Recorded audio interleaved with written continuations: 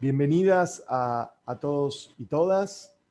Es un gusto estar aquí continuando con este ciclo de entrevistas virtuales, por supuesto. Muchas de ellas son en vivo, acerca de la crisis por el COVID-19, desigualdades y políticas públicas distributivas. Es un ciclo...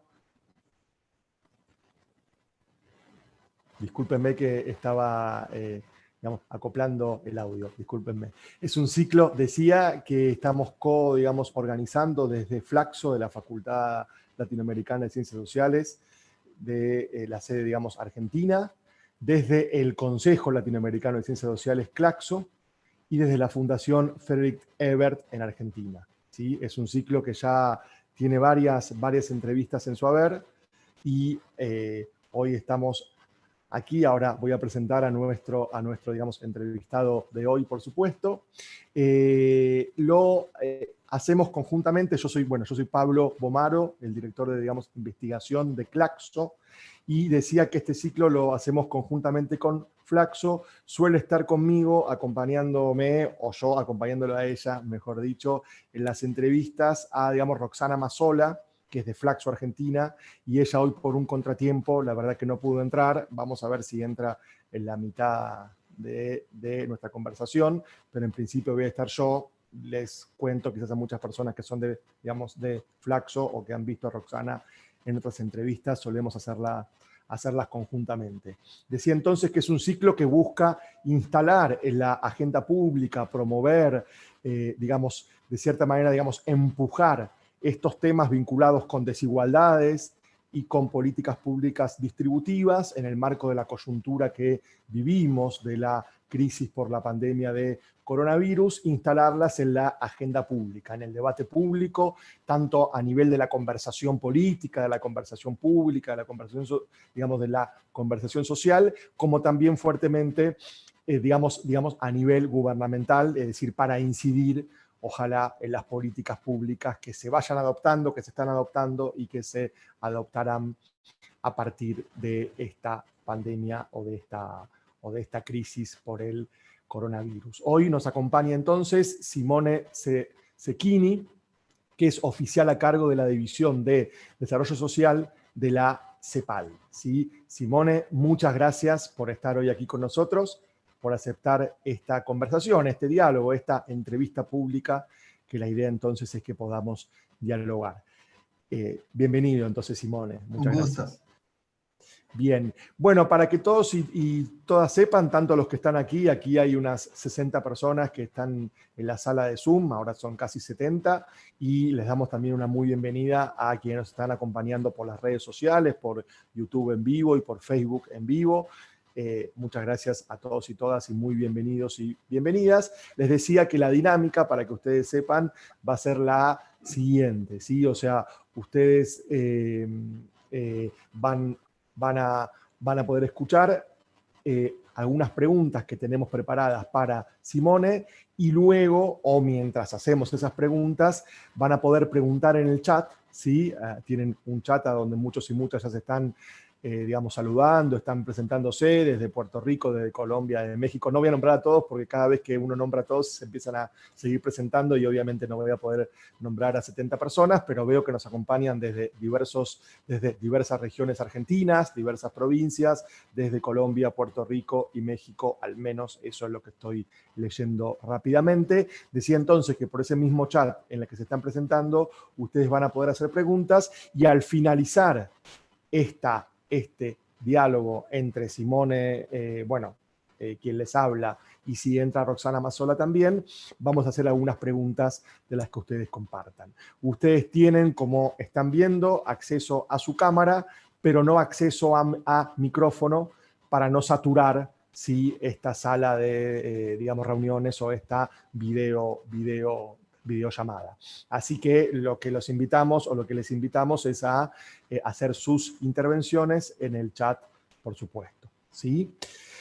Bueno, vamos a comenzar entonces con este diálogo, ¿sí?, con esta entrevista pública que es a la vez un diálogo, dándole nuevamente a todas y todos la muy cordial, la muy afectuosa, la muy cálida bienvenida, porque también pensamos que es importante generar espacios de encuentro, espacios de reflexión, de pensamiento colectivo, en estos tiempos de confinamiento, de cuarentena o de, digamos, aislamiento social, es decir, en tiempos de retracción de los espacios públicos y de imposibilidad o de dificultad al menos para encuentros presenciales, creemos que la distancia social, ¿sí? Ojalá que no sea una distancia subjetiva y una distancia política, sino que podamos seguir encontrándonos y generando espacios colectivos como este para reflexionar, para compartir experiencias, opiniones y para, ojalá, lograr incidencia, como decíamos al comienzo, en la agenda pública. Entonces, Simone, vamos a empezar con la primera de las preguntas, ¿sí? Y por supuesto que te vamos a escuchar a ti, que es la idea de hoy, ¿sí?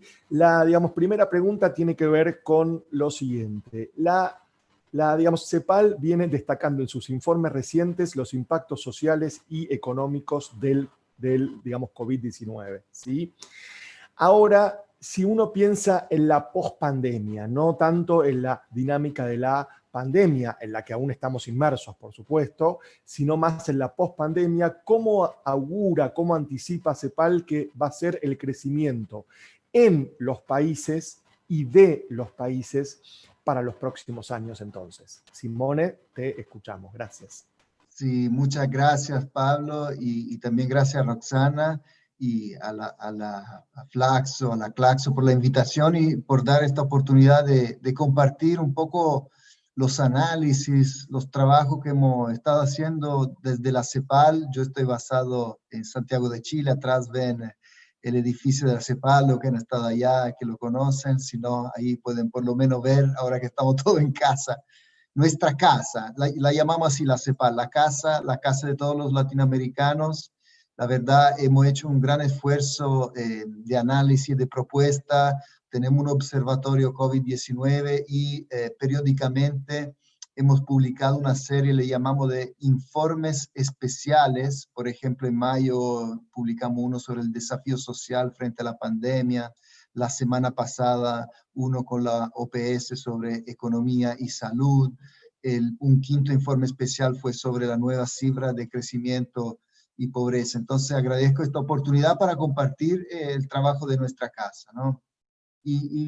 Digamos, como primer punto para responder a tu pregunta, Pablo, yo creo que hay que mirar a los problemas estructurales de la región, o sea, principalmente la desigualdad y la informalidad. El hecho de que como región somos en este momento efectivamente el epicentro de la pandemia a nivel mundial. Hay contabilizado 5 millones de contagios, 200.000 muertos en América Latina y el Caribe. Y ese resultado, por supuesto, si bien los países han intentado y están haciendo, muchos de nosotros estamos en cuarentena, distanciamiento físico-social, pero es muy difícil en una región donde más de la mitad, el 54% de los trabajadores son informales, donde hay altos niveles de desprotección. Es muy difícil, digamos, cumplir con toda esa medida. La gente tiene que sobrevivir. Ha habido muchas medidas de protección social no contributiva por parte de los países, pero muchas veces han sido insuficientes. Entonces, cuando pensamos en la pospandemia, todo lo que pensamos tenemos que enraizarlo en ese tema de nuestra realidad tan desigual y tan informal. De hecho, como le decía, la semana pasada lanzamos un informe con la OPS donde el gran mensaje era para reactivar la economía, no podemos hacerlo si no es que hemos hecho una contención del contagio, ¿sí? Esa relación es muy estrecha. Yo estoy basado en Chile se intentó desde un comienzo de hacer cuarentenas dinámicas para no matar la economía. El resultado no fue necesariamente bueno, se tuvo que volver a cerrar, por ejemplo, la región metropolitana y ahora, bueno, la mayoría de la ciudad está de nuevo en cuarentena hace muchas semanas, en aislamiento. Entonces, Y considerar también que cómo llegó esta pandemia, primero llegó, ¿no?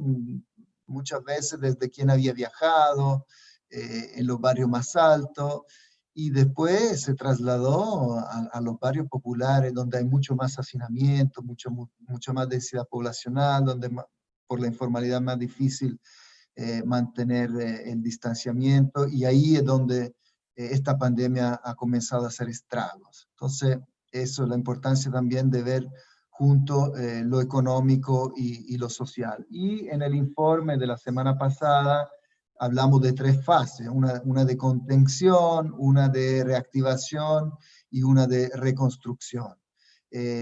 Desafortunadamente, yo creo que tenemos que ver todo esto más como una maratón más que una carrera rápida y corta, ¿verdad? Eso es lo que tenemos experiencia, desafortunadamente, esa es la manera de verlo para no hacer errores, para pensar en una mejor reactivación.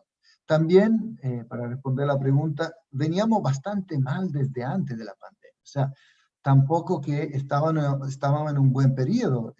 Si miramos a las tasas de crecimiento entre 2014 y 2019, el promedio regional anual fue 0,4% del PIB en esos 7 años, entonces el peor registrado. Y también desde 2014 había subido la pobreza a nivel regional alrededor de 3 puntos porcentuales, y también el proceso de reducción de las desigualdades se había enlentecido. Entonces, no veníamos tan bien, y eso se había manifestado en muchos países con expresiones de malestar, descontento popular, protestas en la calle. No nos olvidemos, yo estoy acá en Chile, fin de año pasado fue muy, muy duro. Ahora la protesta no están muy presente por el tema del control sanitario, pero puede que una vez no haya restricciones que retomen, porque las condiciones de fondo no han cambiado. Entonces, lo que hemos dicho en los informes, Pablo y amigos y amigas, es que desafortunadamente mirando a los indicadores económicos y sociales, esta es una crisis histórica, sin precedente, hasta peor que lo que hemos visto en la Gran Depresión, la crisis de la deuda. Para este año proyectamos, disculpen, un decrecimiento del menos 9,1% del PIB. Eso, además, en algunos países peores, para la Argentina, por ejemplo, la proyección es un poquito peor aún, menos 10,5%. También pensamos que el desempleo va a aumentar muchísimo, y la pobreza alcanzaría al 37% de la población. Entonces, estamos hablando de cifras de verdad dramáticas. ¿Y por qué tan dramático todo esto? Porque es algo increíble, que es una crisis simultánea. Digamos, nuestra región siempre ha sido muy vulnerable a las crisis. Llega cualquier tipo de crisis a nivel interno, externo, y nuestras sociedades y economías sufren mucho.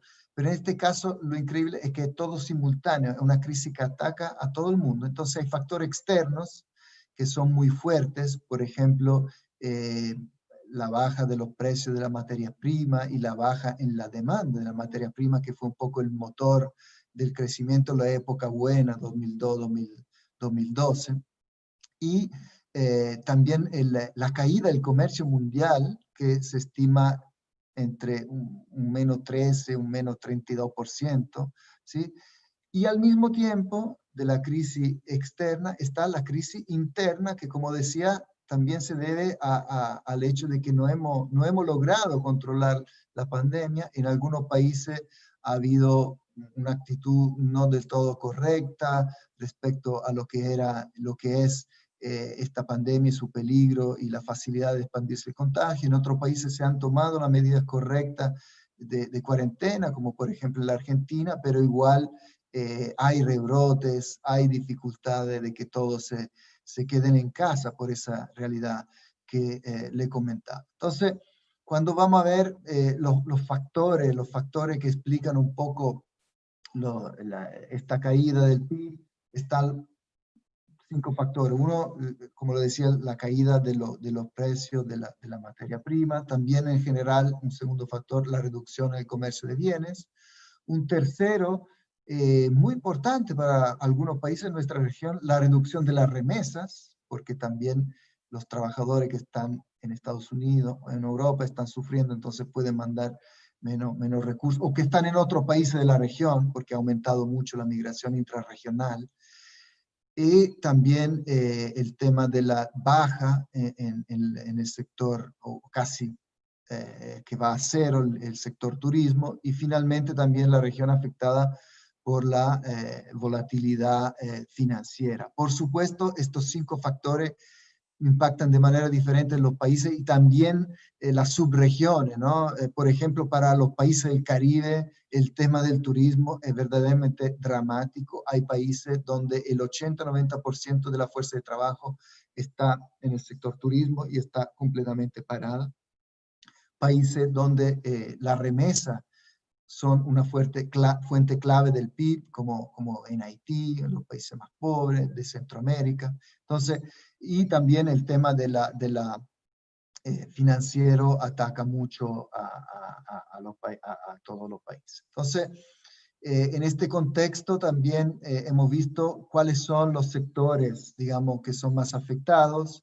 Hemos estimado que alrededor de 2,7 millones de empresas cerrarán por esto, y hemos visto en los informes, algunos sectores son más afectados, ya mencionaba el turismo, pero también todo lo que es la actividad de restaurantes, los servicios, los hoteles, el comercio, el transporte, también el sector de los vehículos automotores, y eso importantemente, esos sectores más afectados, estimamos que concentran el 63% de la microempresa, ¿no? Y el 42% de las pymes. Entonces los sectores más vulnerables están ahí. Y vemos impacto un poquito más moderado, negativo pero más moderado, sobre la agricultura, la industria alimentaria, los medicamentos y las telecomunicaciones, pero son sectores que estimamos juntan alrededor del 20% del empleo. Entonces, frente a todo esto, estamos viendo que el impacto del decrecimiento significa que en términos de Producto Interno Bruto per cápita, por persona, en 2020 vamos a tener el PIB per cápita de 2010, de hace 10 años, o sea, un retroceso de 10 años. Y aún peor, en lo social, la tasa de pobreza del 37,3% significa que volvemos 14 años atrás. O sea, estamos en 2020 y esto es la misma tasa o parecida a la que había en la región en 2006, cuando estábamos creciendo, estábamos reduciendo la pobreza. La desocupación, le dije, 18 millones de personas adicionales entran en el desempleo estimado, y la tasa de desocupación alcanzaría este año el 13,5% respecto al 8,1% que teníamos el año pasado. Entonces estamos hablando de que, por ejemplo, el número de personas pobres llega a 231, y de estas 96 millones son extremadamente pobres.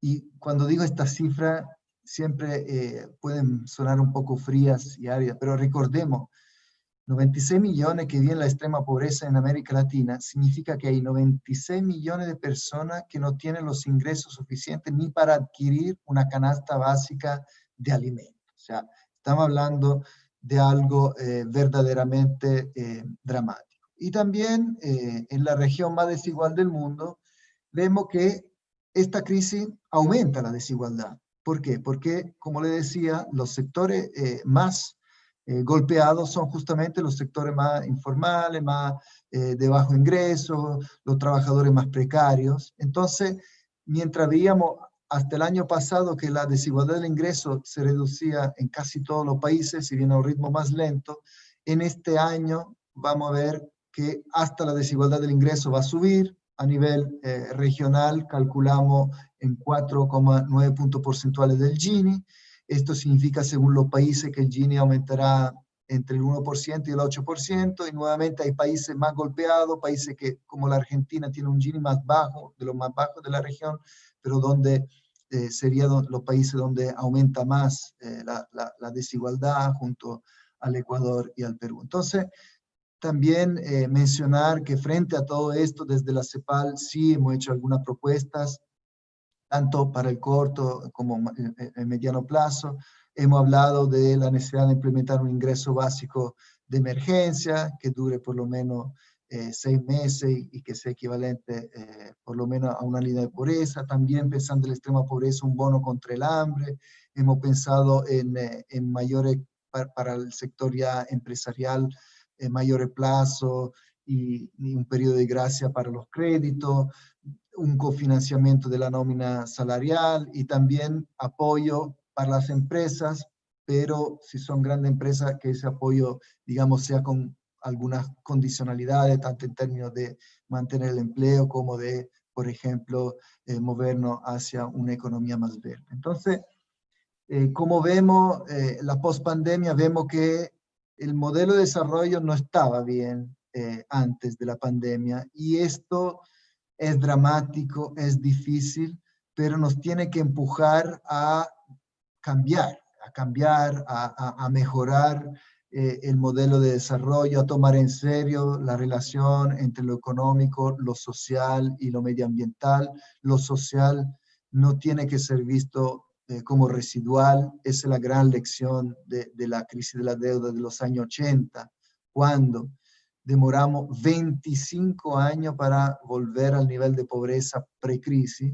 Entonces, y eso no fue fruto solamente de lo que ocurrió con la crisis financiera, sino que también de la política de ajuste estructural. Entonces, tenemos que considerar esa sinergia entre lo económico, lo social, ver en la reactivación, por supuesto, el tema del empleo es clave, la reactivación, la inclusión laboral de los trabajadores, que ahora tenemos que mantener sus condiciones de vida, pero después habrá que pensar cómo reincorporarlo. Y también pensar, por supuesto, en esta lógica de que lo económico y lo social vayan de la mano, en sistemas de protección social universales que provean garantías a todos, y también en salud, porque eso depende de los países. Hay algunos países que tienen sistema universal de salud, pero muchos que no, que tienen sistemas muy fragmentados, y donde el acceso es muy desigual, y donde se ven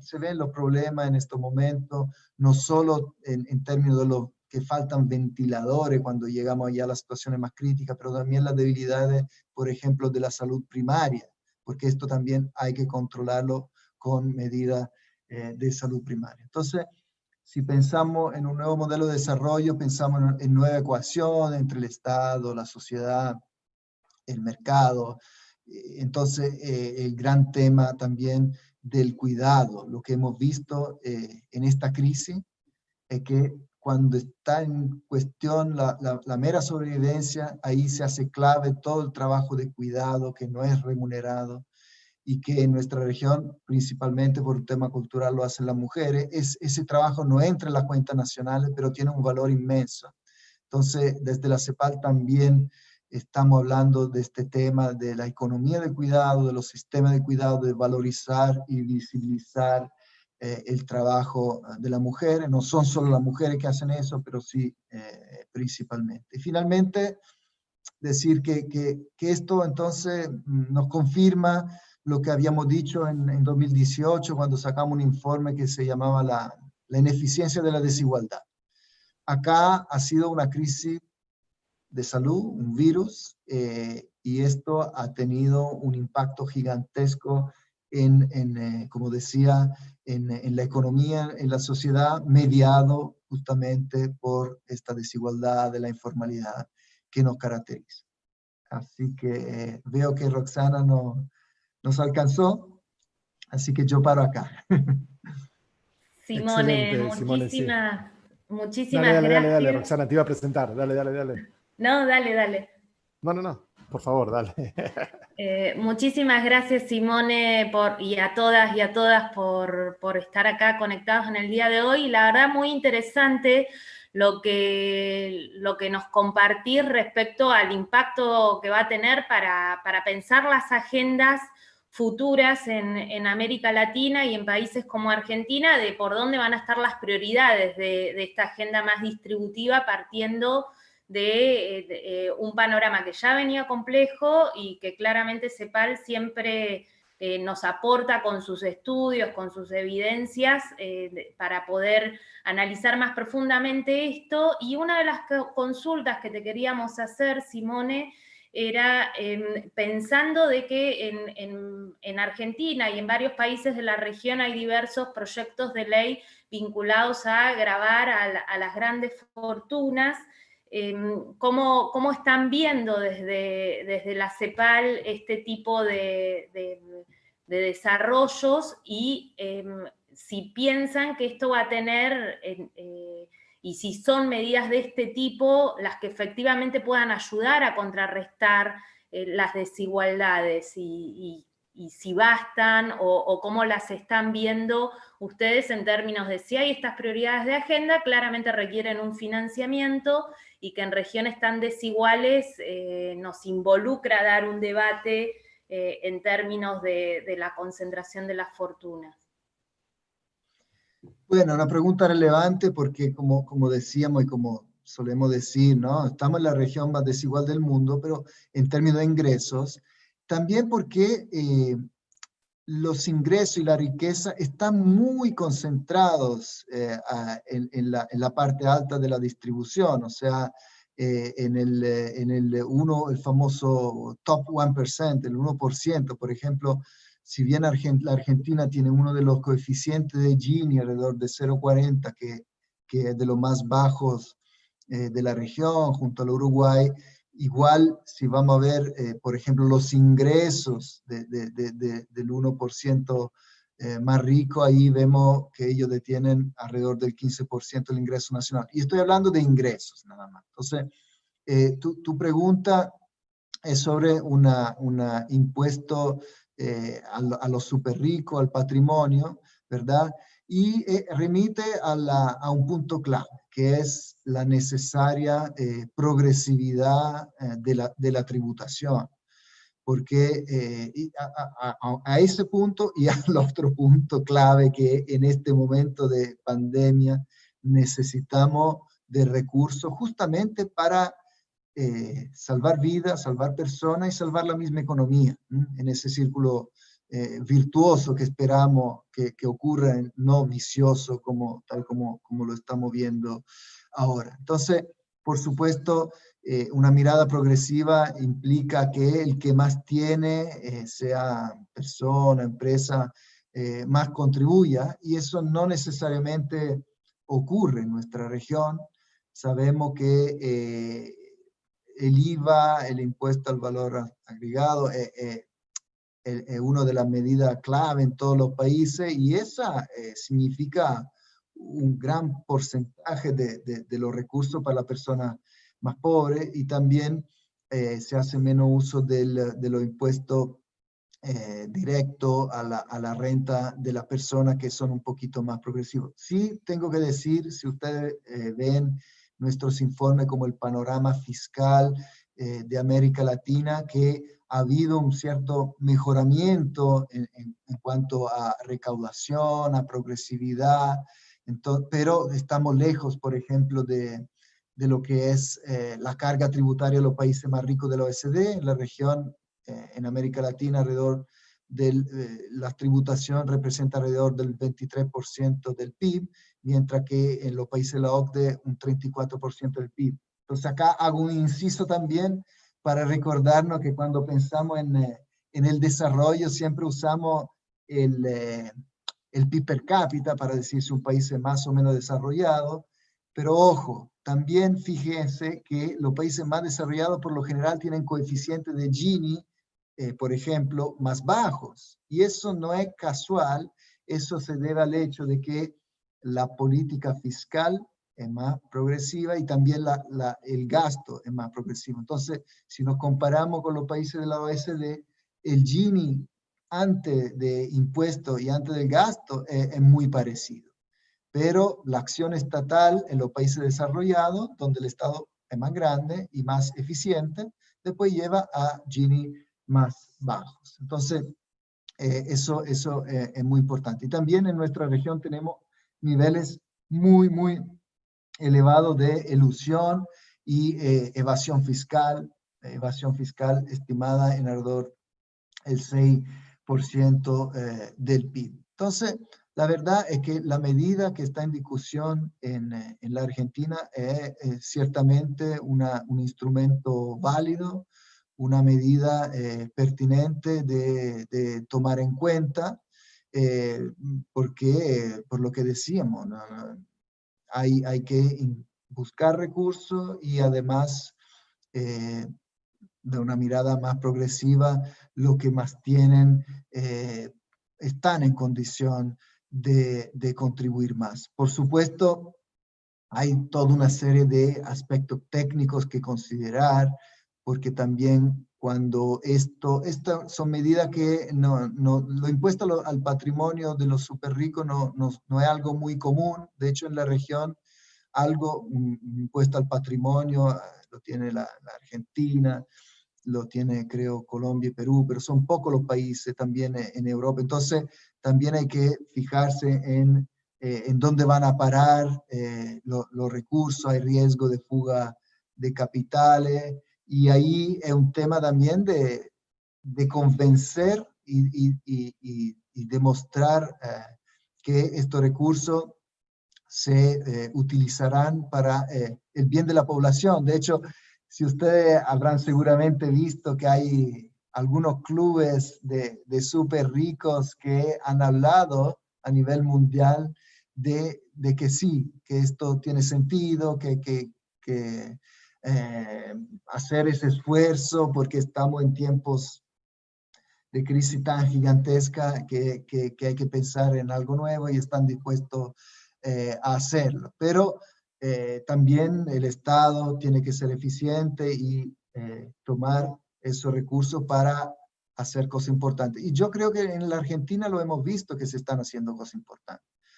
Hay una medida como el ingreso familiar de emergencia, que es bastante amplia. Ya hay transferencia no contributiva que sostiene el consumo y las necesidades básicas de niños, de adultos mayores, pero el IFE ya viene a intervenir en el sector de la persona en edad adulta y todo ese sector informal que yo mencionaba. Está el REPRO, está la medida para sostener y ampliar la infraestructura. Entonces hay proyectos, hay cosas que son útiles y en las cuales esos recursos se pueden invertir. Por supuesto, según tengo entendido, en la Argentina un posible impuesto al patrimonio de los super ricos se destinaría en parte a financiar la pequeña y mediana empresa. Entonces, digamos, podría haber un efecto de círculo virtuoso. Tenemos entendido en CEPAL también que esto atañería a un grupo de personas de 10, 12 mil personas y la recaudación sería entre 3 y 4 mil millones de dólares. Entonces no son pocos recursos. Se puede hacer una diferencia y por supuesto hay que considerar también que en algún sentido también ya existe un impuesto al patrimonio, entonces hay un tema de doble tributación que hay que considerar, pero finalmente eso, nosotros en este momento tan crítico donde estamos repensando el modelo de desarrollo, estamos diciendo también que eso va de la mano de un nuevo pacto social y fiscal. O sea, acá todos tenemos que hacer lo posible para salir bien. Hacer pactos sociales y fiscales no es simple. Hay intereses muy arraigados, pero de un punto de vista de ciudadanía, por supuesto, yo creo que mostrar que los recursos que puedan entrar por nueva medida como la que mencionaste, Roxana, que vengan utilizados bien, es clave, es clave. Y finalmente, en los países hay que fortalecer la confianza con las instituciones. Parte de lo que yo decía de la crisis que existe en la región, que se vio en muchos países a fin del año pasado, deriva de una falta de confianza en las instituciones. La gente la siente como lejana, siente que hay corrupción.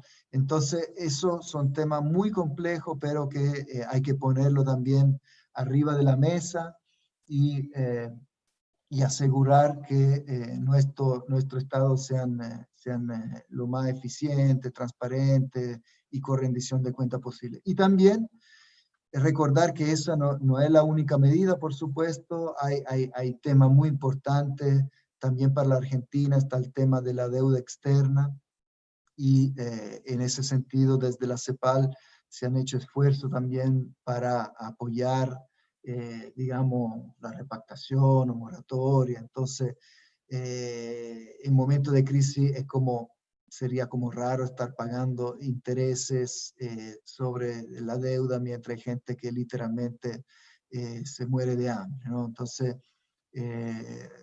miremos como dicen los norteamericanos, al big picture, y concentrémonos en salvarnos como sociedad, como economía, y todo hagamos nuestra parte. Simone, y en relación a esto que vos estás contando muy bien, ¿no? Y argumentando muy bien en términos de, bueno, cómo las distribuciones institucionales de nuestros estados, de algún modo, empiezan a reflejar no solo la parte de la inversión que se requiere y las prioridades de esa inversión, sino, bueno, cómo se financia esto, a través de qué recursos, con qué progresividad, e introduciendo a esto cómo nuestros estados actúan. Uno de los debates que hay hoy por hoy instalados es lo que tiene que ver con los ingresos ciudadanos o las rentas básicas, y que CEPAL viene promoviendo también entre una de las propuestas, y es un tema sobre el cual vos venís trabajando en tu trayectoria más ligada a la cuestión de la protección social, y ahí por ahí que vos reflexiones o que nos apuntes qué desafíos de gestión pública y de sostenibilidad implica desarrollar políticas de ingresos universales y de renta básica, que por ahí son vistos como disruptivos y que es una agenda que cada vez está más instalada en nuestros países, pero que no son sencillos en su desarrollo con países con las capacidades que tenemos. ¿Ahí por dónde apuntarías o qué cuestiones nos remarcarías como centrales? Sí, buenísimo la pregunta. Es muy importante porque primero lo mencioné brevemente en la primera respuesta, que desde la CEPAL hemos hablado de ingreso básico de emergencia o bono contra el hambre para hacer frente a la emergencia. Eso no es menor, porque nos dimos cuenta al comienzo de esta pandemia que iba a ser algo largo, profundo, y veíamos que los países tomaban medidas de transferencia monetaria, a veces transferencia de alimentos, pero que muchas veces son limitadas o por cobertura poblacional, o por montos, o por temporalidad. Muchas veces se anunciaban algo optimísticamente que un pago de una sola vez, porque nadie, la verdad, incertidumbre, nadie sabía, pero desafortunadamente nosotros en mayo, cuando hicimos la propuesta del ingreso básico de emergencia, dijimos, miren, mínimo, que sea un mínimo de 6 meses, un monto mínimo que sea equivalente a la línea de pobreza y que como mínimo cubra a todo lo que van a estar en la pobreza. Y también pensando a la persona que sufre de hambre, un bono contra el hambre para complementar. Eso para la fase de emergencia. De hecho, nosotros mismos, viendo que la crisis se iba profundizando, porque nosotros también hemos ido ajustando, por ejemplo, el tema de la tasa de crecimiento, que hace algunos meses pensábamos iba a ser menos 5%, ahora ya estamos en menos 9%. Pero también desde un comienzo, entonces dijimos, bueno, evaluemos además eventualmente esta medida de emergencia, ya alargarla a 9, 12 meses. Y de hecho, hay países que, Colombia, aunque el monto no sea muy generoso, han anunciado que el subsidio, la transferencia monetaria va a durar hasta junio 2021. Están en una crisis muy profunda ellos también y han dicho, hagamos esto más largo. Pero tu pregunta apunta a una medida más estructural, ¿no? Y de hecho, nosotros miramos la emergencia, pero conectamos el corto plazo con lo que es el mediano plazo y la salida.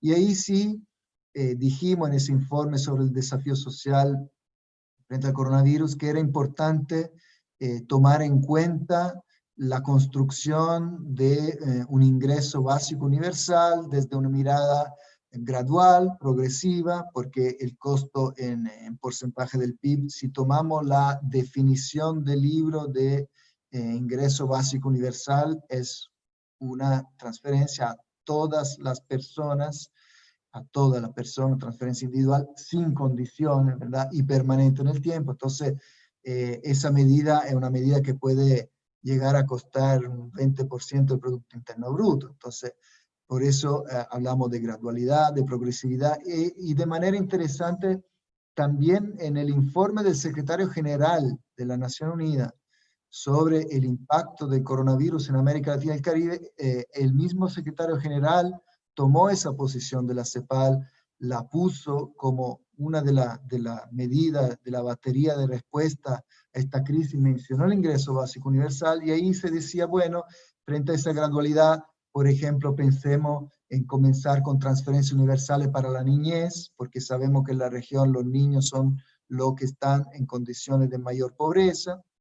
Y bueno, para la Argentina eso es casi cumplido, porque en la Argentina entre la transferencia contributiva y la no contributiva de la asignación universal por hijo hay una cobertura muy amplia, pero creemos que a nivel regional hay mucho vacío, entonces fue una propuesta muy, muy importante.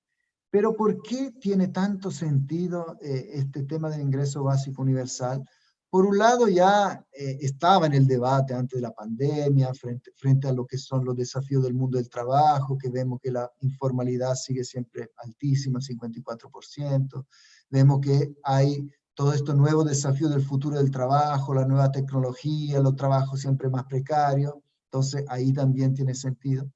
Pero también tiene sentido por un hecho muy, muy sencillo, que nuestra región tiene una estructura social en la cual la vulnerabilidad es muy, muy fuerte, además de la pobreza. O sea, si nosotros tomamos los ingresos y calculamos cuántas personas viven con ingresos inferiores a 3 veces la línea de pobreza, en la región vemos que 8 de cada 10 latinoamericanos viven con ingreso inferior a 3 líneas de pobreza. Entonces, eso, dada esa estructura social, cada vez que llega una crisis, obviamente vamos a ver lo que estamos viendo ahora, un aumento muy fuerte de la pobreza, vemos el empobrecimiento de la misma clase media. Entonces, de ahí que si tuviéramos un sistema universal de protección social, donde un ingreso básico universal fuera un componente, los resultados serían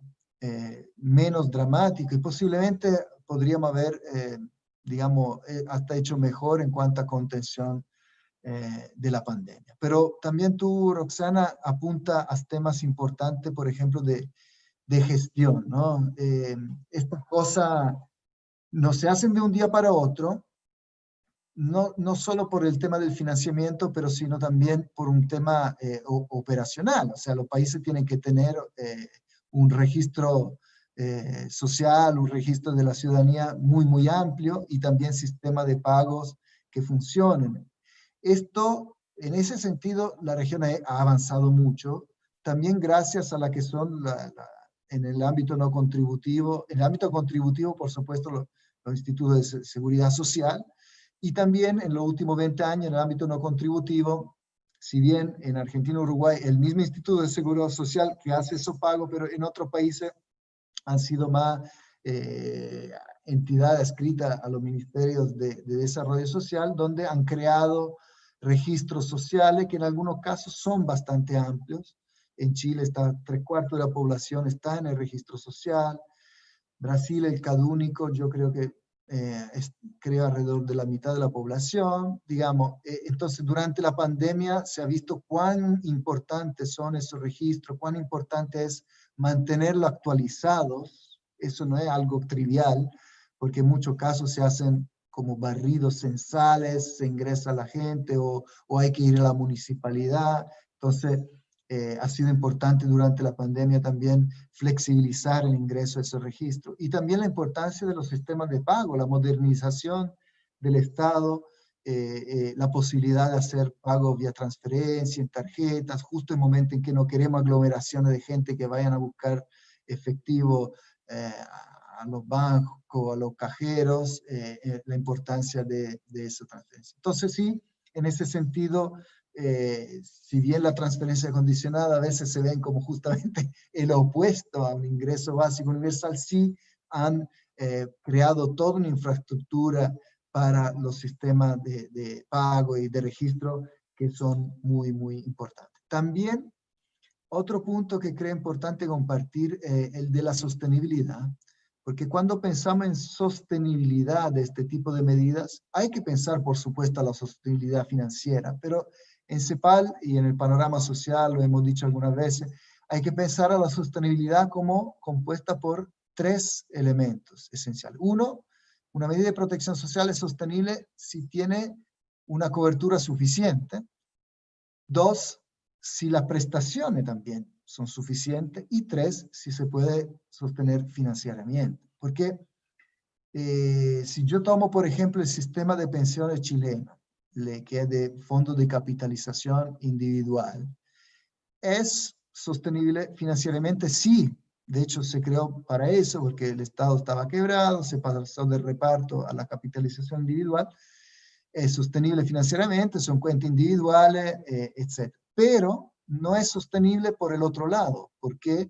Porque no tiene cobertura suficiente de la población, porque muchos o están fuera del sistema de la AFP o no logran tener la densidad de cotizaciones suficiente, y entonces tampoco las prestaciones son suficientes. De ahí que, si bien tenga sostenibilidad financiera, no tiene sostenibilidad en general, y por eso, repito, a fin de año hubo mucha protesta en Chile, y tú veías jóvenes, no solo los jóvenes que estaban protestando contra el sistema de capitalización individual y la AFP. Es un problema, ese es un problema, y de hecho, disculpen si traigo a colación Chile, pero viviendo acá, ha habido esta medida famosa ya acá de retiro del 10% de las cuentas individuales de capitalización, donde básicamente la gente puede recurrir a un 10% del propio dinero para hacer frente a la emergencia. Entonces,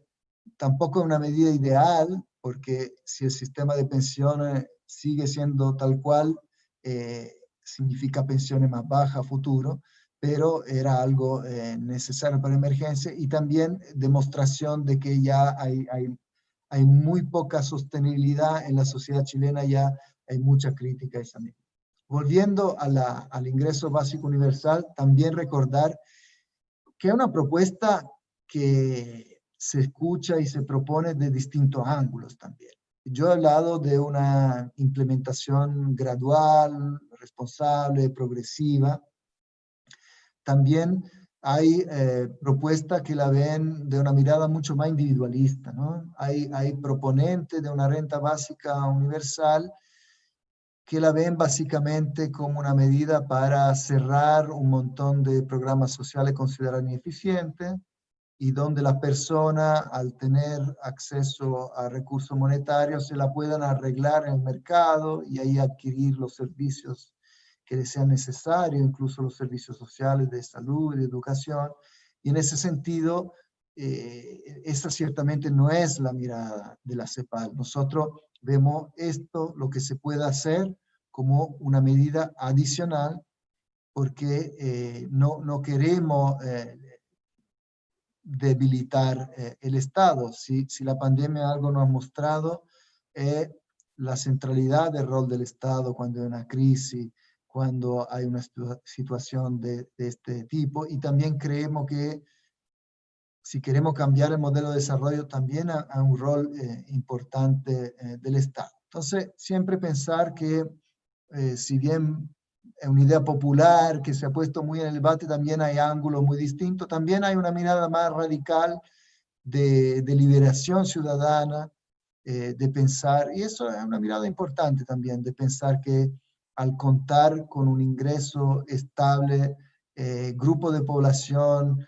como los jóvenes, que siempre tienen mayores tasas de desempleo y precariedad, pueden tener más estabilidad, tomar mejores decisiones. También, si pensamos en las mujeres, muchas mujeres que trabajan mucho, pero no son remuneradas, ¿verdad? Que todo ese trabajo de cuidado para las mujeres también puede ser una medida de liberación. Entonces, hay distintas maneras de ver una propuesta como el ingreso básico universal. Por supuesto, no se puede hacer de un día para otro por los costos, porque sí es importante tener en mente siempre ese tercer ámbito de la sostenibilidad, que es la sostenibilidad financiera, pero sí de manera gradual, progresiva, se puede avanzar y puede generar un efecto multiplicador también, porque también otra crítica que se le hace a este tipo de medidas es que la gente, si va a recibir una transferencia monetaria, se va a quedar en casa con los brazos cruzados, no va a buscar trabajo. Pero eso también mirando a las evaluaciones de impacto de los programas de transferencia condicionada, no es tan así. O sea, de las evaluaciones de impacto vemos que las familias que reciben transferencias monetarias a veces hasta se vuelven más productivas y se incorporan mejor al mercado laboral, porque le resuelve problemas básicos de alimentación de los hijos, por ejemplo, de poder pagar un arriendo, y también le provee algunos recursos que era un trabajador informal o puede usarlo para alguna actividad de pequeño emprendimiento o en el campo para comprar insumos agrícolas y contribuir a tu cosecha. Entonces se ven en la literatura esos efectos positivos, esa contribución al efecto multiplicador. Yo estoy hablando de a nivel micro, pero también a nivel macro. A nivel macro se ha estimado en Brasil, por ejemplo, que cada real invertido en el Bolsa Familia, el programa de transferencia condicionada de allá, contribuye 1,37, creo, reais a la economía, ¿no? Hay un crecimiento. Tan así, de hecho, que ahora en Chile esta medida del 10% se está viendo que como más de 2/3 de la población ya en pocos días ha retirado esos fondos, se estima que la caída del PIB podría ser menor por ese aspecto. Así que eso es una medida importante. Por supuesto, hay que conversar cómo se implementa, cómo se financia, cuál es la mirada, pero seguramente es un instrumento que hay que tomar en cuenta.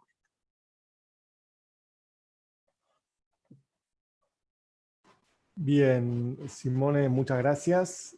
Bueno, realmente creo que fue una exposición muy, pero muy interesante que, digamos, recorrió aspectos diversos, ¿no? Aspectos variados acerca de esta coyuntura, pensando en políticas públicas, en distribución, en desigualdad, en desarrollo, en, bueno, cuáles son las medidas. Creo también, bueno, sin duda que muchos y muchas de las que están aquí ya los deben conocer, pero como apareció en el chat, digamos, también elogios tanto a tus interpretaciones, como a las cifras que ibas brindando y a los diferentes datos.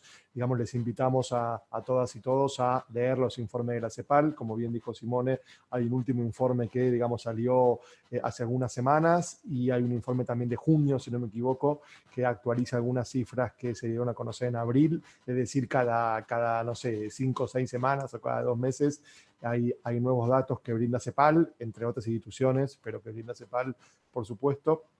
Así que les invitamos a todos y todas a consultar esos informes, a conocerlos, porque realmente son muy fundados, son muy potentes, son muy relevantes y lamentablemente no son tan conocidos en la, digamos, agenda pública o al menos tan masificados como uno quisiera. Por supuesto que son conocidos y que la CEPAL hace un gran trabajo para difundirlo, pero a veces en las agendas hegemónicas o dominantes de los medios no se conocen esas cifras o esas evidencias, digamos, que nos brinda CEPAL.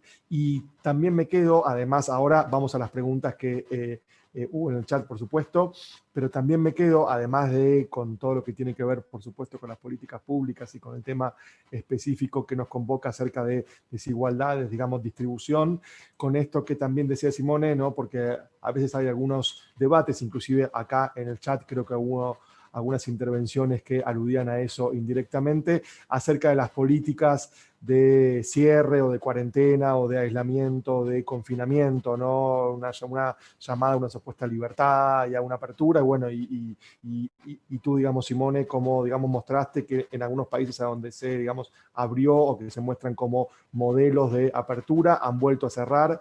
Otros países que se muestran como modelo de, digamos, apertura, digamos, tienen y han tenido caídas económicas inmensas, inclusive iguales o mayores en algunos casos que los países que han cerrado, entre comillas, o que han implementado, digamos, aislamientos, digamos, un poco más estrictos. Y esto que vos decías, que es una maratón, ¿no? Que es algo como de mediano plazo, que no vamos a resolver en 15 días, en 2 semanas, ni en 140 días, ni en 130 días, sino que tiene que ver con una proyección a, digamos, mediano plazo y con preguntas que nos interpelan como sociedad, si es que eso existe todavía en América Latina, y que entonces tenemos que también afrontar colectivamente y no solo pensando a nivel sectorial o a nivel, digamos, individual. Hay varias preguntas. Hay varias que tienen que ver, Simone, tú, digamos, también por supuesto que puedes contar el chat, ¿no? Que es público. Hay varias que tienen que ver con algunos casos nacionales de México, Argentina, Chile. Yo esas no las voy a hacer porque hay muchas otras que son más generales, así que seleccionamos junto con Roxana algunas preguntas un poco más generales, pero en el chat podrás ver, bueno, varios comentarios de diversa índole y algunas preguntas un poco más, digamos, específicas sobre casos nacionales, vuelvo a decir, sobre todo de México, Chile y, digamos, Argentina. En cuanto a las preguntas más generales, hay una que tiene que ver con el lugar que tiene la, digamos, educación en todos sus niveles, desde el nivel inicial hasta el nivel superior universitario, y cómo pensás que puede ser ese lugar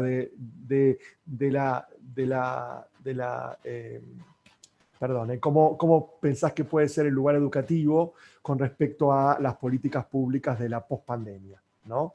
Esa sería, digamos, una pregunta más específica, y luego hay varias preguntas un poco más estructurales o un poco más integrales que tienen que ver justamente con las medidas estructurales para pensar el desarrollo regional o el desarrollo latinoamericano y caribeño. Voy a leer algunas, pero todas creo que tienen que ver con las mismas preguntas un poco más integrales y un poco más estructurales. Por un lado, hay una que directamente pregunta sobre las medidas estructurales para el desarrollo latinoamericano, bueno, actual y por supuesto con proyección futura.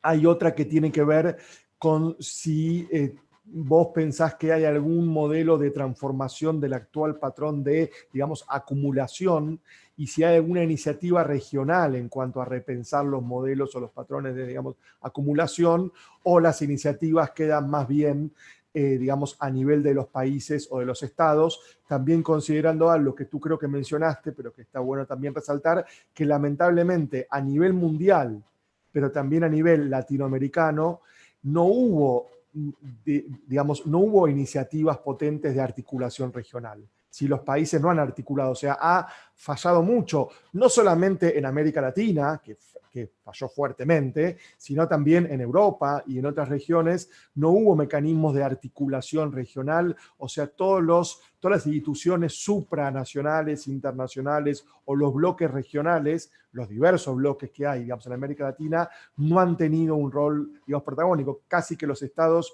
solo han coordinado para cerrar sus fronteras, casi que solo para eso, y por ejemplo Mercosur tuvo una sola reunión en 4 meses, ¿sí? Una única reunión. CELAC tuvo algunas reuniones, pero no demasiado, digamos, resolutivas. En fin, creería que esta pregunta también interpela acerca de los mecanismos de integración regional o los bloques regionales, al menos en América Latina. Después hay otra pregunta vinculada con estas cuestiones más estructurales que tiene que ver con si vos pensás que hay propuestas de cambio de paradigma en el desarrollo. y la necesidad de un nuevo pacto social y un nuevo pacto fiscal. Hay iniciativas regionales o internacionales, tú algunas mencionaste, Simone, que hablan de esta necesidad de nuevos pactos sociales o nuevos pactos fiscales, pero ¿qué es lo que tú piensas específicamente sobre eso en América Latina?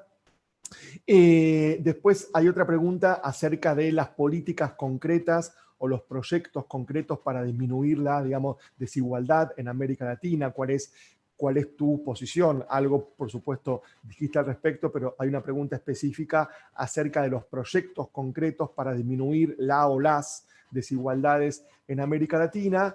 Y luego hay una pregunta que ahora veo que en el chat se, digamos, agregó otra que tiene que ver con este carácter primario exportador que sigue teniendo América Latina, proveedora de diferentes materias primas, y entonces si esta falta de valor agregado o esta falta de industrialización o de complejización de la economía latinoamericana, también con el sector servicios, es algo que refuerza o que profundiza las desigualdades. O sea, ¿cuál es el vínculo entre una estructura que en su gran mayoría sigue siendo primario exportadora en diferentes aspectos o en diferentes ramas productivas, y entonces cómo esto afectaría la, digamos, desigualdad, digamos, en América Latina? Bueno, y hay una última pregunta que a lo mejor tiene que ver con esto también, que es en un continente que es gran productor de, digamos, alimentos y que a nivel macro produce más alimentos de los que consume, no en todos los países, sabemos que hay muchos países, sobre todo centroamericanos, que son importadores netos de, digamos, alimentos, pero a nivel continental es una región que produce más alimentos de los que su población consume. ¿Qué es lo que piensas acerca de la producción de, digamos, alimentos o la garantía alimentaria por parte de, digamos, el Estado o por parte de las políticas públicas? Bueno, hay muchas más preguntas, pero creo que se han acordado un poco tarde algunos de poder hacerlas, así que vamos con estas preguntas en todo caso, ¿sí? Y si hay tiempo hacemos una digamos, segunda ronda, y por supuesto que te escuchamos, Simone. Muchas gracias. Bueno, gracias Pablo y gracias a todos los que han estado conectados y que mandaron las preguntas, que por cierto son fantásticas y dan para mucho. Y dan, por ejemplo, alguna ocasión de hablar de cosas que no mencioné para nada. Es muy importante, por supuesto, la primera pregunta sobre el tema de la educación. No hablé de eso también por el tema de que vamos muy pronto a sacar un informe con la UNESCO, entonces no era de lo que ya sacamos, ¿verdad? En cuanto a nuestra agenda de investigación y de política pública, pero sí también contribuimos desde la CEPAL a un informe. El secretario general de la Nación Unida acaba de sacar un informe sobre educación, coronavirus, post-pandemia, que también se lo recomiendo. También veo en el chat que algunos preguntan de referencias. Yo con mucho gusto luego puedo enviar toda esa referencia. El punto clave es que como parte de esta crisis sin precedentes, lo otro sin precedentes es que tantos niños y jóvenes hayan quedado excluidos, o sea, hayan quedado sin clase presencial, ¿verdad? Creo que alrededor de 170 millones de estudiantes sin clases presenciales. Y nuevamente, tal como decía en mi primera intervención, que la mirada de la pandemia tiene que considerar lo estructural, las desigualdades. En este caso también se visibilizaron esas desigualdades. Yo tengo 2 niños, yo tengo una muy buena situación económica, tenemos un departamento donde cada uno tiene su habitación, tengo Wi-Fi, ellos se conectan, estudian, digamos que le está yendo muy, muy bien. Situación muy diferente de gran parte de los niños de nuestra región, que en primer lugar hay un problema de brecha digital, de no tener a veces ni el computador, el celular, etc. A veces falta la señal está mal en algunas zonas, pero también cosas muy básicas que no nos podemos olvidar.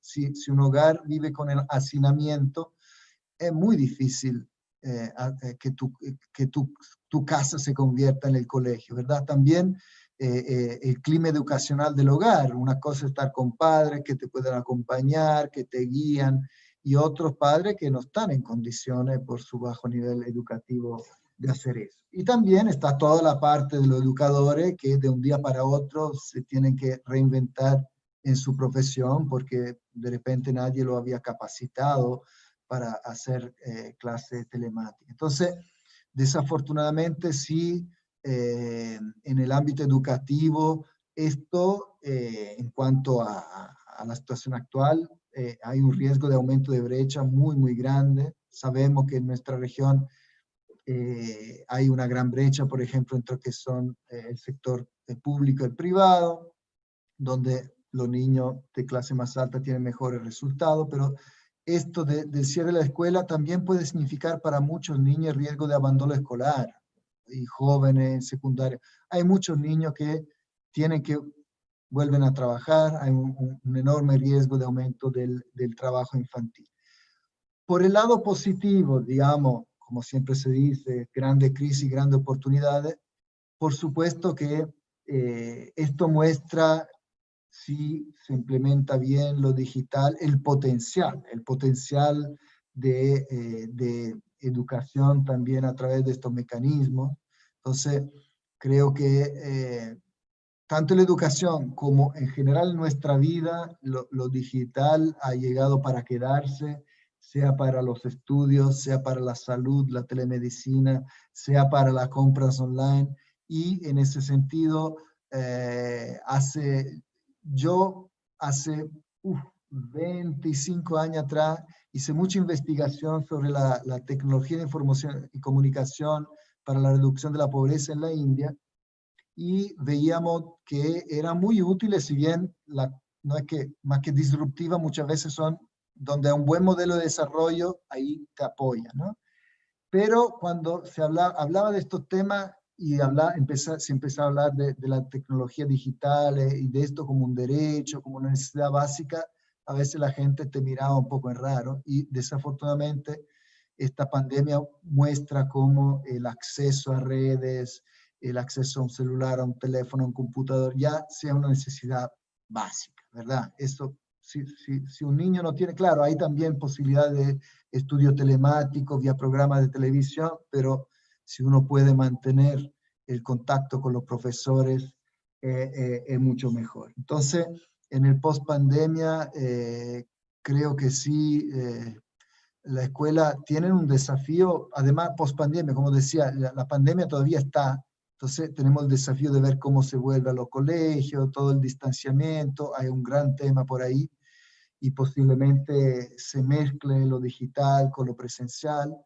y eso significa mucho para los profesores, los currículos y los estudiantes. Pero sí, lo que más me preocupa es el tema del abandono, del posible abandono escolar, porque ya lejos de los colegios todo se hace complicado. Y también destacar en esta gran crisis que las escuelas han sido importantes también por otro tema alimentario, porque muchos países tienen en la región programas de alimentación escolar, y afortunadamente en muchos países dichos programas se han mantenido, no presencialmente obviamente, pero por ejemplo en Chile la JUNAEB organizó que algunos días se fuera a buscar la canasta de alimentos, en otros países, en Costa Rica, que se organizaron buses que iban a los barrios a distribuir los alimentos. Claro, cambió la canasta, no eran productos tan frescos, pero por lo menos hubo una ayuda por ahí. Eso, el tema, visibilizó el tema de los programas alimentarios, lo que también me conecta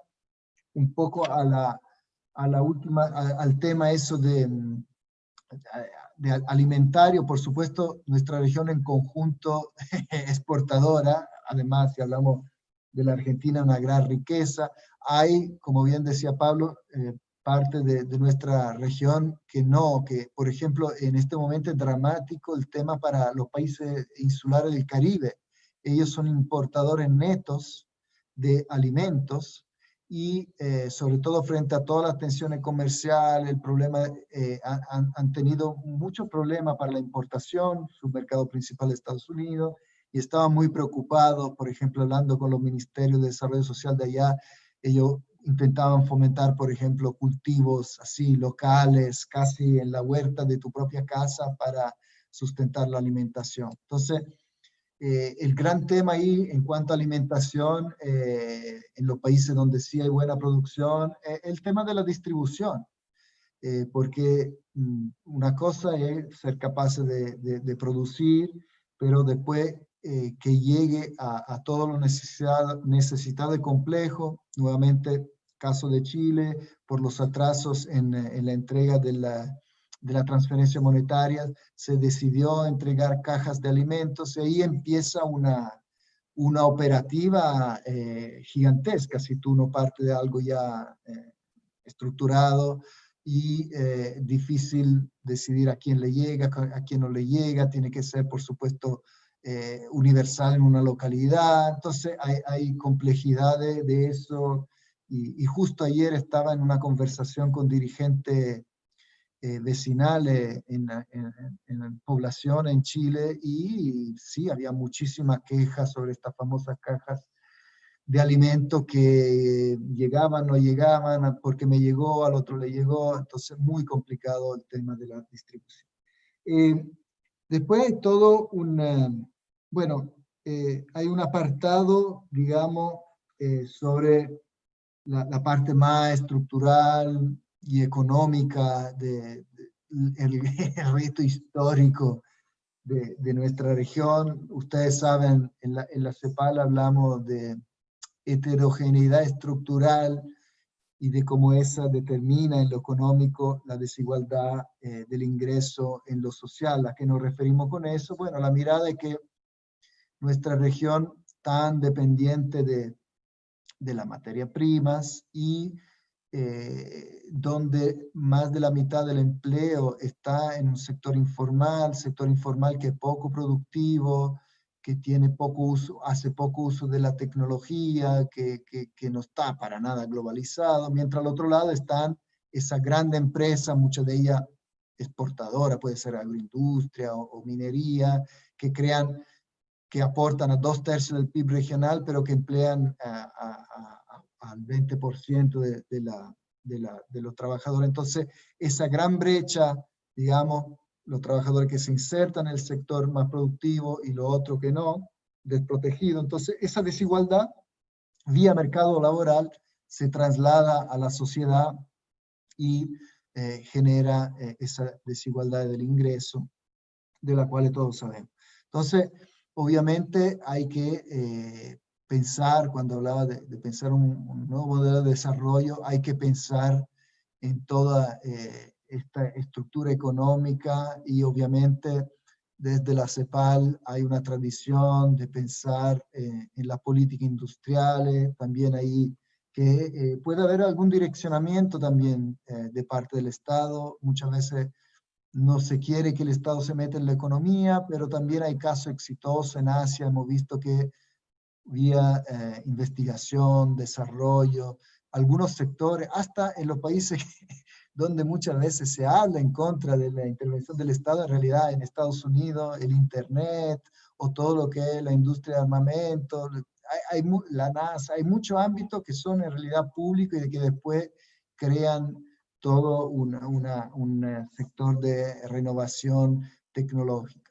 Por supuesto, en este momento de crisis también del comercio, es un poco que cada uno va por su lado, ¿verdad? Esto tanto a nivel mundial, la grande potencia, vemos la tensión entre Estados Unidos y China, cada país busca arreglársela, lo hemos visto desde cosas como la compra de ventiladores, en todo ámbito hay ese tema de cerrarse un poquito. Entonces, para la región es complejo porque es una región que se basa mucho en la exportación. En ese sentido, por un lado, hay que esperar que China, el motor chino, no se apague. En ese sentido, hay esperanzas porque sigue comprando materia prima y eso nos da un piso, pero también sí hay que pensar en cambios. Hay países que pueden pensar frente a este cierre de la economía, si tienen economía grande, con mucha población, claro, tú puedes pensar a tu mercado interno. Hay otras muchos países pequeños que no pueden estar en esta, que necesariamente tienen que mirar hacia afuera. Pero como sector es importante, por supuesto, para pensar en una salida, en un nuevo modelo, está todo el sector verde, desde las energías renovables a temas de una agricultura que sea más verde, y también está todo el tema digital, que hay pocos casos de empresas muy exitosas en la región, pero sí existe, ha habido, desde, creo, Mercado Libre, Corner Shop, hay posibilidades también de innovación, y todo eso va junto a lo que yo decía de lo que lo social y lo económico vayan juntos, porque en lo digital es tan importante también el nivel educativo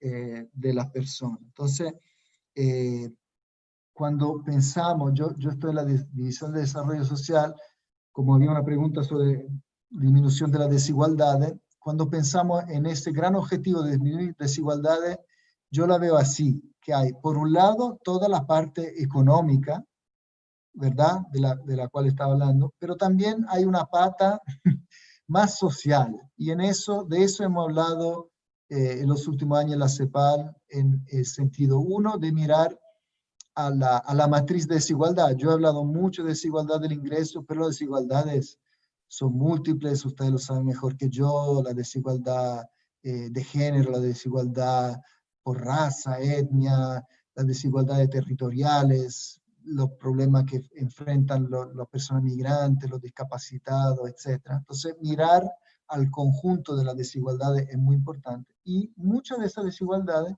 se conectan a lo que en ese informe 2018, la ineficiencia de la desigualdad, hemos llamado la cultura del privilegio. O sea, tiene una raíz histórica.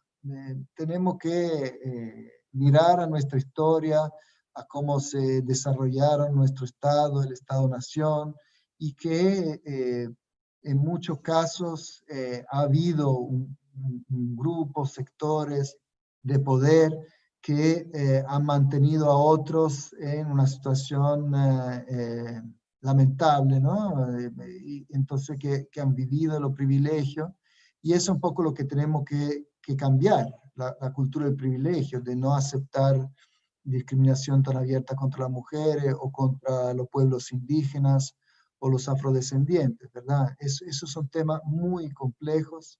Nuevamente, pensando en Chile, en estos días en la Araucanía, la situación está muy complicada, hay violencia, por supuesto, nosotros no avalamos ningún tipo de violencia, pero hay problemas históricos que si no se abordan de discriminación de algún momento para otro, pueden explotar. Entonces, las desigualdades son múltiples y requieren ser atacadas tanto por el lado económico como social y eminentemente político. Ahí una de las preguntas más complejas es hablar de los pactos sociales y los pactos fiscales, porque ahí sustancialmente dependen, en cada país hay una historia, hay unas relaciones de poderes, y entonces cada situación amerita un diálogo sobre temas cruciales que pueden ser diferentes, la agenda en cada país. Sí, en eso de los pactos, sería importante volver a pensar al importante rol, por ejemplo, de los sindicatos, que son bastante débiles, pero los trabajadores tienen que tener una voz, una representación. En ese sentido, hay un organismo de Naciones Unidas, la OIT, que hace un buen trabajo tripartito, ¿no? ¿Verdad? De juntar a los gobiernos, a los empresarios y a los trabajadores. Y como siempre es posible soñar, yo siempre pienso en los países más igualitarios, los famosos países escandinavos, y uno dice, bueno, pero tienen su historia, son países ricos, pero sí nos enseñan algo.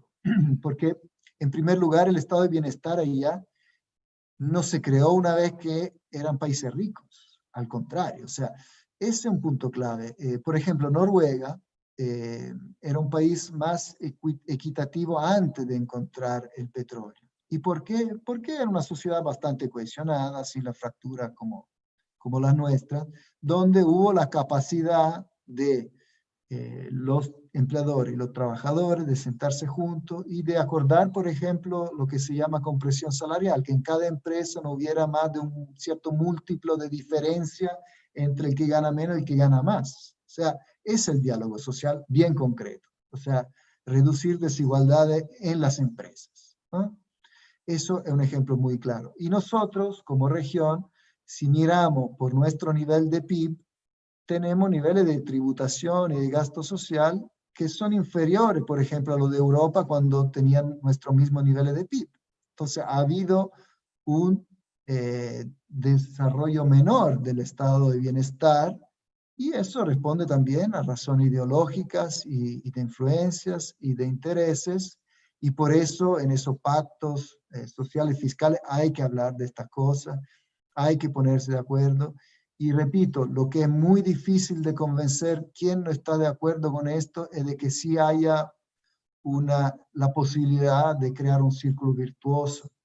Es el punto clave, porque si no se ve la redistribución solamente como me van a sacar algo y no voy a tener nada a cambio y es pura pérdida. Entonces, eso remite a la necesidad de tener estados democráticos, participativos, transparentes. Eso es muy complejo, sobre todo la región ha tenido un gran avance en democratización, pero también hay riesgos para la democracia y eso va junto, más democracia creo significa más igualdad y tenemos que cuidar eso. Excelente, Simone. Bueno, hay muchas más preguntas. Digamos, lamentablemente no hay tiempo para una segunda ronda de preguntas. En el chat podrán ver varias. Me quedo también con esto, bueno, que yo también incluí ahí una referencia de, digamos, una autora que seguramente varios deben conocer, digamos, Benedict Bull. Con esto que vos, digamos, decías, que también va a contrapelo de los sentidos comunes o de los discursos hegemónicos o dominantes, que no es que los países escandinavos tienen bienestar, tienen políticas sociales porque son ricos.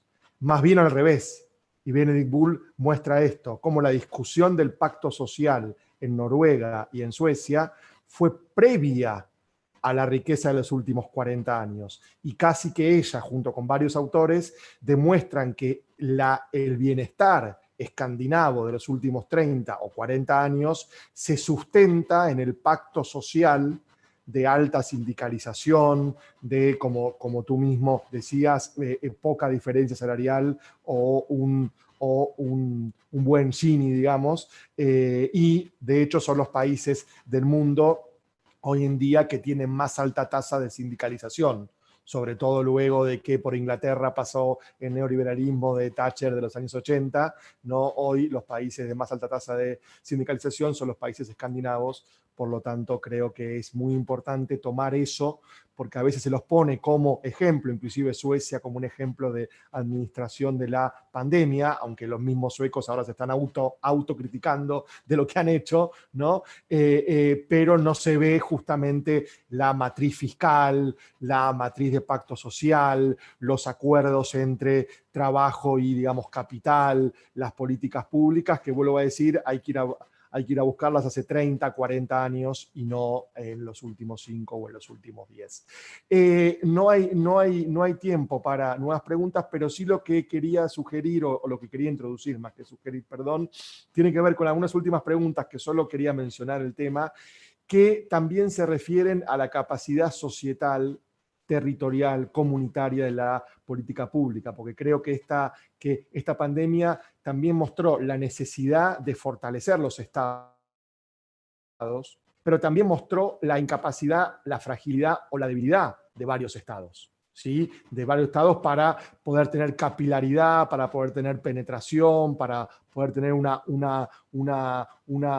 digamos, molecularidad en la política pública para que sea más efectiva y para que llegue realmente a todas y todos. Por lo tanto, creo que ir también hacia una política pública que sea encarnada por las comunidades, por los territorios, y pensar en la capacidad societal de fortalecer lo público, creo que es algo que debe acompañar en pensar la capacidad estatal de gestionar y de potenciar lo público. Es algo que podría dar para un debate mucho mayor. Perdón que introduzca este tema, digamos, al final, pero hay varias intervenciones que las puede ver en el chat que tienen que ver con esto y me parecía importante recuperarlas. Pero tenemos que ir cerrando, entonces, Roxana, te doy el pie para que vayamos cerrando. Esto va a quedar en YouTube, en las redes de Flaxo Argentina, en las redes de Claxo, y podemos seguir debatiendo en futuros diálogos y en futuros entrevistas. La idea es darle un cierre y las palabras de cierre a Simone, pero antes de esto quisiera compartir algunas cuestiones que nos dejaste como planteos y como aspectos a poder indagar para adelante. Nosotros desde el Diploma Superior de Desigualdades y Políticas Públicas Distributivas de la Flaxo, junto a Claxo y la Fundación Friedrich Ebert, estamos tratando de promover estos espacios para debatir las agendas que consideramos que es necesario que demos cada vez más de diferentes sectores en nuestras sociedades, y lo que sí me parece central como aporte es esto que vos estabas marcando en términos de, bueno, cómo avanzamos hacia este pacto fiscal nuevo que se requiere en nuestras sociedades y qué variables podemos tomar en cuenta al momento de pensar estos debates más generales que por ahí se escuchan sobre los ingresos universales,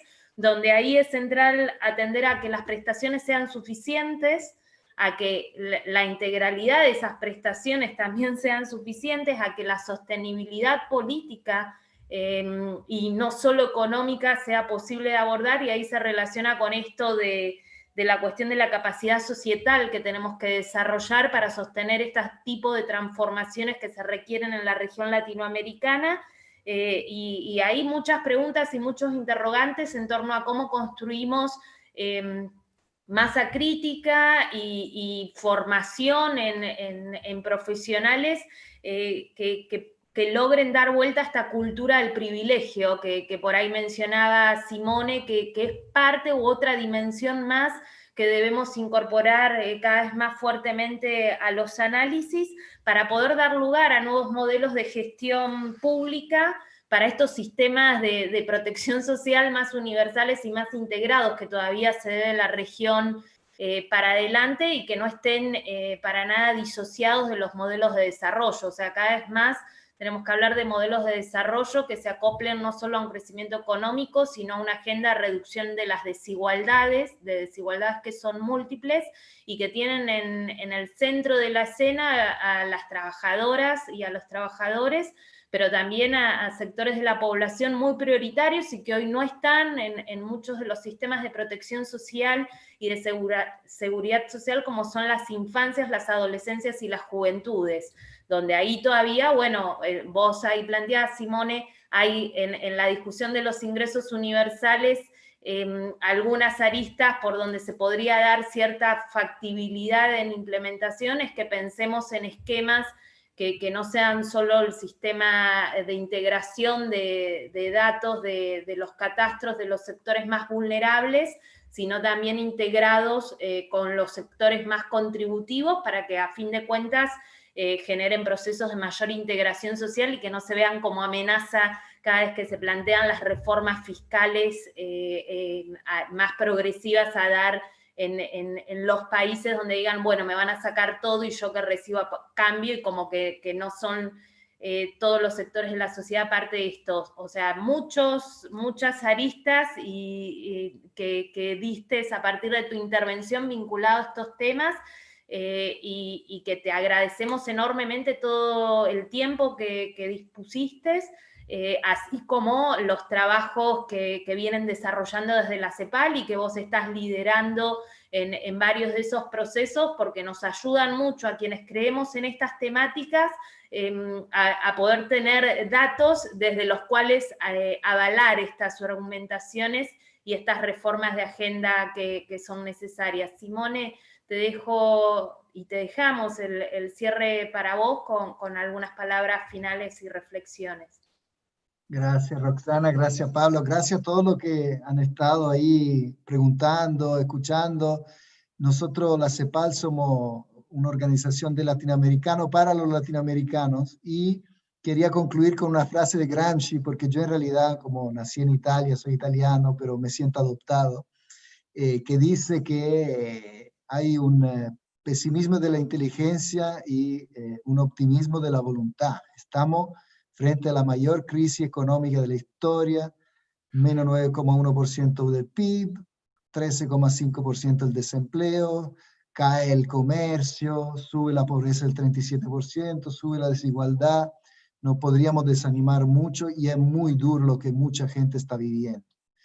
Pero es justamente, históricamente, en los momentos de crisis donde se puede repensar el modelo y donde hay espacio para cambiar las cosas. O sea, en muchos de nuestros países, hasta antes de la pandemia, la discusión de política era muy, muy limitada a sectores, a ámbitos muy marginales.